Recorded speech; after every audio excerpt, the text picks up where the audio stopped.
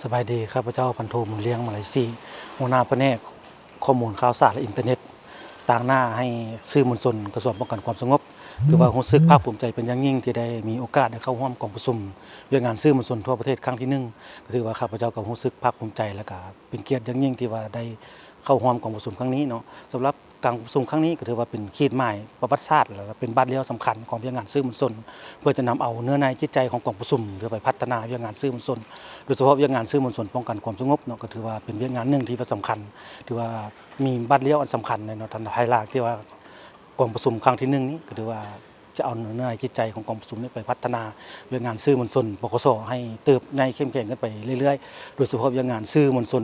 สื่อออนไลน์เนาะถือว่าจะเป็นบัตรกาวอันหนึ่งที่ว่าเนื้อในจิตใจของกองประชุมครั้งนี้ไปพัฒนาเรื่องงานสื่อมวลชนออนไลน์ให้มีความทันสมัยและก้าวขึ้นอย่างบ่หยุดยั้งเพื่อตอบโต้ปัญหาข่าวที่บิดเบือนข่าวที่บ่มีมูลความจริงให้มันทันการและก็ทันสภาพการอย่างทันการและก็ตามทิศชี้นำของพรรคของรัฐให้มันเกิดดอกออกผลยิ่งขึ้นขอขอบใจ